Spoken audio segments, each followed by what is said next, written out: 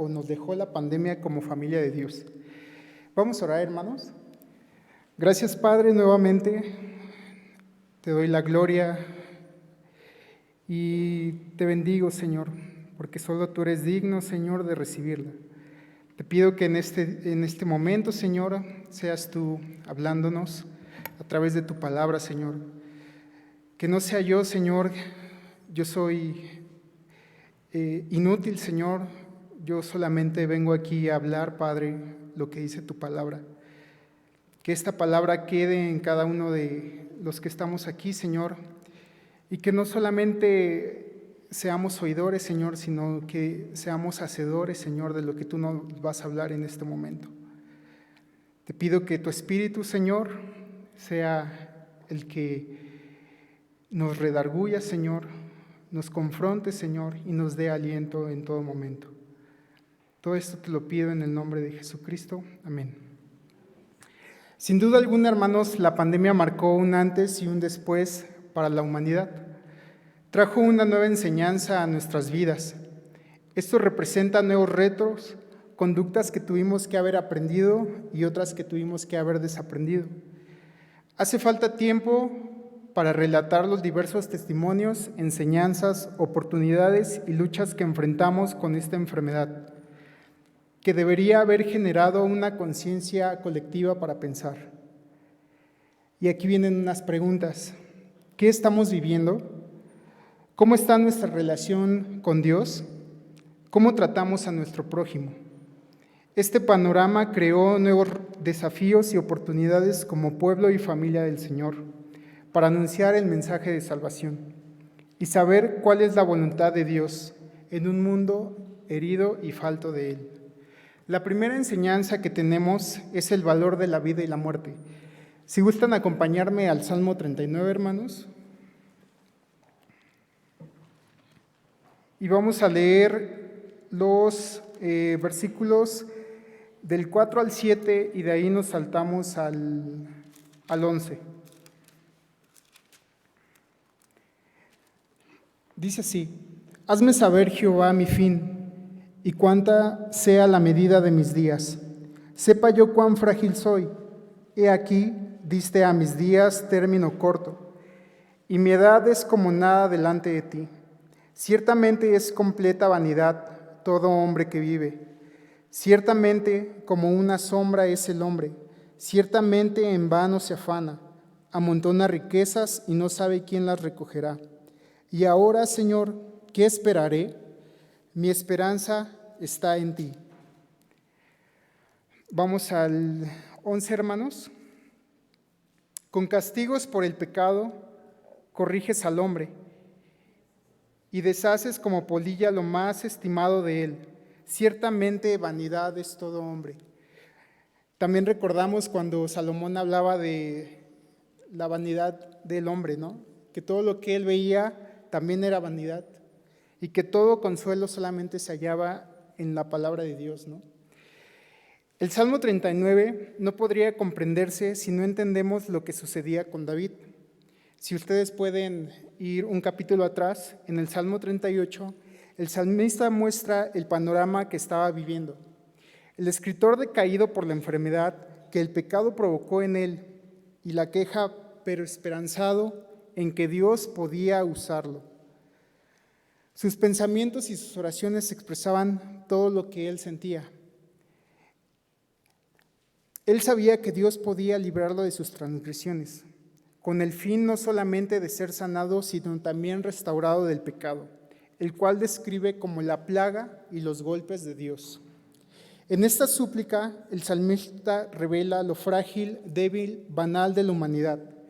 Su fe nos enseña a depender y esperar en el pronto auxilio de Dios, en las condiciones que se presenten, a valorar la vida y entender que el dolor también es necesario en el proceso del cristiano, sabiendo la condición en la que nos encontramos y entendiendo que la vida es corta, pasamos de la desesperanza a la esperanza, teniendo como sombra lo que hay en este mundo y mirando solamente que la realidad está en Cristo.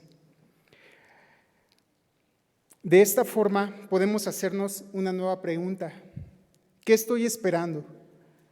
para compartir con los demás, para aprender a perdonar y pedir perdón a quien hemos ofendido, a pasar más tiempo con la familia y los niños, agradeciendo cada momento de su existencia como el mejor regalo de Dios, y ser fieles creyentes, porque la vida es corta, o como yo lo veo, ¿no?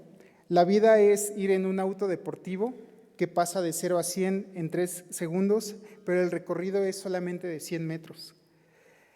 El pastor John MacArthur dijo: tú eres la única Biblia que algunos incrédulos llegan a leer. Aprender a valorar la vida es dar nuestro testimonio a un mundo que ha perdido muchas vidas, no solo por la enfermedad, sino por el pecado, que es la enfermedad más grande y uno de los virus más contagiosos y menos atacado en el mundo, ¿no? La fe cristiana es el anuncio de la vida eterna, como la esperanza en la que el creyente puede vivir y morir en el momento que Dios así lo determine. Esta fe nos enseña a valorar la vida, aún de la persona que está en contra de Dios, extendiendo esta salvación para ellos. Entonces, como la Iglesia de Cristo, ahora nos corresponde obtener fuerzas de esta esperanza y compartir este mensaje, para dar forma acertadamente a nuestra vida. Dios está en todas las realidades. No hablamos de un multiverso como existe, ¿no? Como muchos llegan a decir, que hay un multiverso donde Dios en todas las realidades posibles puede salvarnos, ¿no? Pero este es un multiverso y las realidades en este contexto habla acerca de la gracia que ha llegado a todos los lugares más recónditos de la creación, demostrando su soberanía. Por consiguiente, al abrir nuestros ojos podemos ver cómo el Señor nos visita mediante personas y contextos que no esperábamos. Por lo tanto, estimemos su cuidado y presencia entre nosotros como Señor de la vida. Y podemos decir como Job en el capítulo 33, versículo 4, el Espíritu de Dios me hizo y el soplo del Omnipotente me dio vida. La segunda es la oportunidad de servir a Dios y a los demás. La encomienda de Dios para los cristianos es servir a Él y a los demás, porque el Hijo del Hombre no vino para ser servido, sino para servir y para dar su vida en rescate por muchos. Esto está en Marcos 10:45. Esta es una oportunidad para apoyar como iglesia del Señor y fortalecer a la familia. Muchos de nosotros buscamos lugares de honor y de privilegio, como nos habla este pasaje, ¿no? Donde Jacobo y Juan le decían al Señor que cuando Él estuviera en su reino y ellos estuvieran con Él, que los pusiera a su diestra. Pero Jesús les recuerda que esa es una motivación egoísta, porque ellos como discípulos no pueden actuar de esta forma. Que así como Él lo hizo, nosotros tenemos que actuar y tenemos que tener en cuenta estas palabras. El que quiera ser grande y el primero tiene que servir a los demás. Pensando en esto, tengamos la buena voluntad y la gracia de servir con certeza, con nuestros dones, recursos y tiempo, sin tener miedo de entregar la vida por los demás, porque la vida es un don de Dios que se recibe también entregándose. Esto hizo Jesús al venir a este mundo y llevar a cabo su ministerio. Él no desaprovechó la oportunidad de servir y sanar a los enfermos, recorriendo grandes distancias. Y recorrió Jesús toda Galilea, enseñando en las sinagogas de ellos y predicando el evangelio del reino, sanando toda enfermedad y toda dolencia en el pueblo. Y se difundió su fama por toda Siria, y le trajeron todos los que tenían dolencias, los afligidos por diversas enfermedades y tormentos, los endemoniados, lunáticos y paralíticos, y los sanó. Esta es la forma en la que Jesús servía a los demás, pero Él también, la mayor forma en la que Él sirvió fue entregándose. Hoy estamos ante un mundo dolido por el pecado, que necesita escuchar las buenas del reino para ser salvado. Y en nosotros está el dar testimonio como una iglesia servidora, demostrando nuestra fe con obras, y estas obras son parte de nuestro comportamiento como discípulos de Cristo, demostrando que la verdadera religión, como lo describe Santiago, consiste en tener solidaridad y misericordia, para dar de comer al hambriento, estar en contacto presencial o virtual con los afligidos, ayudando al adulto mayor que vive solo, a las viudas, a las personas y niños en situación de calle, y estar pendiente de quien tiene una necesidad permanente. En el Imperio Romano, cuando un niño se quedaba huérfano, lo ponían en las calles y el niño se tenía que empezar a valer por sí mismo. Y lo que hizo la iglesia cristiana fue que a todos esos niños que estaban en situación de calle, los acogía y los llevaba a las iglesias o en esos momentos a los centros de reuniones y ahí los adoptaba. Entonces también nosotros como iglesia tenemos mucha responsabilidad social en cuanto a todas estas cosas que vemos, ¿no? El tercer desafío, y creo que es uno de los más difíciles, es el aceptar la voluntad de Dios. La mejor manera de enfrentar los desafíos de la pandemia y postpandemia, en sí de la vida misma, es con una nueva mentalidad, buscando la guía de Dios, sabiendo que los propósitos, ideas y planes estratégicos que lleguemos a hacer tienen que estar provistas por la voluntad de Dios. Podemos leer el Romanos 12:2, hermanos, si gustan buscarlo conmigo. Si alguien ya lo tiene, me puede ayudar a leerlo, por favor. Gozaos en la esperanza, sufridos en la tribulación, constantes en la oración. Romanos 12:2. 12:2. Ajá. Uh-huh.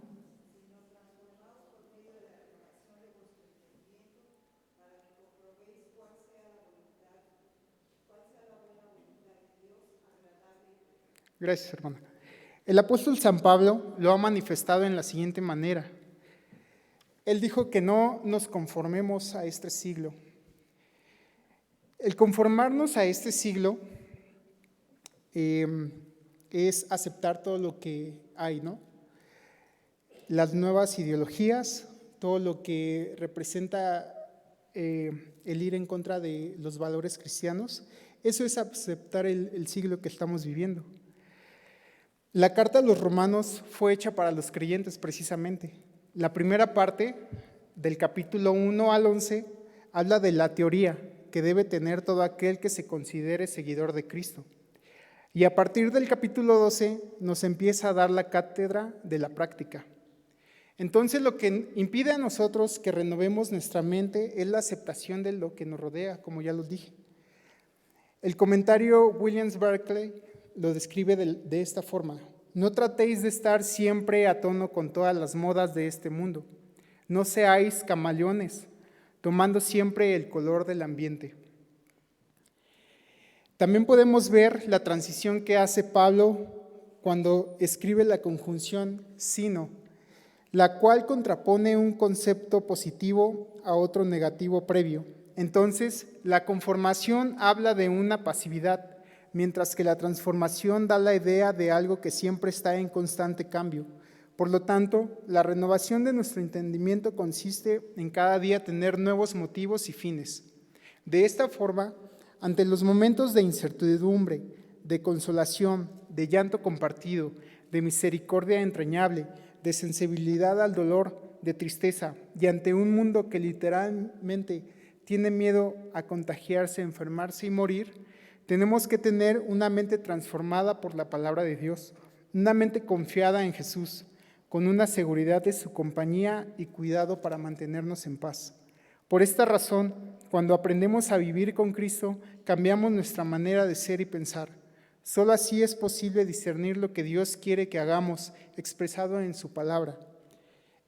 Esto en virtud de lo que podemos saber en cuanto a la voluntad de Dios para el mundo y para nuestras vidas. Justamente Pablo, más adelante, si podemos seguir leyendo en el capítulo 12, como ya lo dijimos, a partir del capítulo 12 empieza la práctica, ¿no? Y él nos empieza a dar toda la lista de lo que tenemos que hacer nosotros, como un cuerpo que somos en Cristo, ¿no? Entonces, leemos más adelante que dice: si Dios nos autoriza para hablar en su nombre, hagámoslo como corresponde a un seguidor de Cristo. Si nos pone a servir a otros, sirvámosles bien. Si nos da la capacidad de enseñar, dediquemos a enseñar. Si nos pide animar a los demás, debemos animarlos. Si de compartir nuestros bienes se trata, no seamos tacaños. Si sabemos dirigir a los demás, pongamos en ello todo nuestro empeño. Y si nos toca ayudar a los necesitados, hagámoslo con alegría. Amen a los demás con sinceridad, rechacen todo lo que sea malo y no se aparten de lo que sea bueno. Ámense unos a otros como hermanos y respétense siempre. Trabajen con mucho ánimo y no sean perezosos. Trabajen para Dios con mucho entusiasmo. Mientras esperan al Señor, muéstrense alegres cuando sufran por el Señor. Muéstrense pacientes cuando oren al Señor. Muéstrense constantes. Compartan lo que tengan con los pobres de la iglesia. Reciban en sus hogares a los que vengan de otras ciudades y países. No maldigan a sus perseguidores, más bien pídanle a Dios que los bendiga. Si alguno está alegre, alégrense con él. Si alguno está triste, acompáñenlo en su tristeza. Vivan siempre en armonía. No sean orgullosos, sino traten como iguales a la gente humilde. No se crean más inteligentes que los demás. Si alguien los trata mal, no le paguen con la misma moneda. Al contrario, busquen siempre hacer el bien a todos. Hagan todo lo posible por vivir en paz con todo el mundo. Y concluye diciendo: no se dejen vencer por el mal. Al contrario, triunfen sobre el mal haciendo el bien. De esta forma, y únicamente así, podremos cumplir con la voluntad de Dios, que es buena por cuanto demanda solamente lo que es esencial e inmutable. Es agradable en contraste con todo lo que es arbitrario, por cuanto demanda solamente lo que goza de la eterna complacencia de Dios, y perfecta por cuanto refleja la misma perfección de Dios. Tal pues es el gran deber general de los redimidos, y esto es la consagración completa. Pero esto solamente se obtiene con los fundamentos que son la Biblia, la oración y la fe. Con estas disciplinas el Espíritu Santo nos transforma a través de la renovación de nuestra mente. Viene entonces la reflexión consciente antes de actuar, y el resultado, sin duda, al hacer todo lo ya dicho antes, debe ser bueno, grato y perfecto. Entonces así proclamaremos: tú eres mi Dios, enséñame a hacer lo que quieres que yo haga. Permíteme que tu bien me lleve a hacer el bien. Salmo 144:10.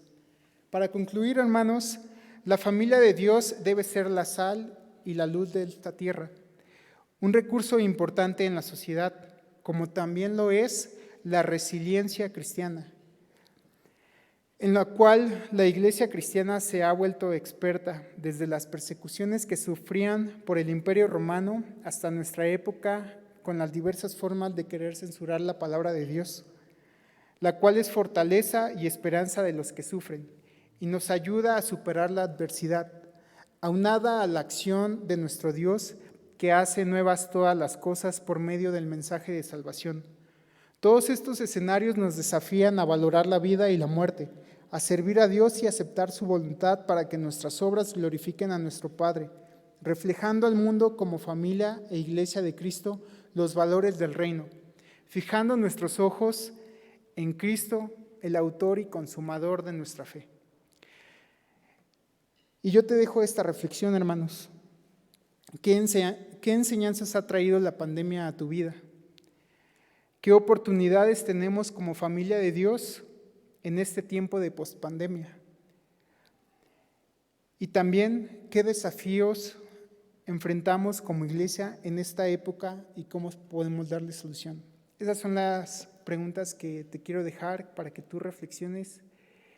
Y si en alguna de ellas hay oportunidad que tú puedas realizarla, es bueno, porque esto representa una mente renovada por la palabra de Dios. Vamos a orar, hermanos. Gracias, Padre, por tu palabra, porque siempre es viva, eficaz y penetra, Señor, todo, Señor. Tu palabra es verdad, Señor, y esa verdad nos ayuda a conocerte.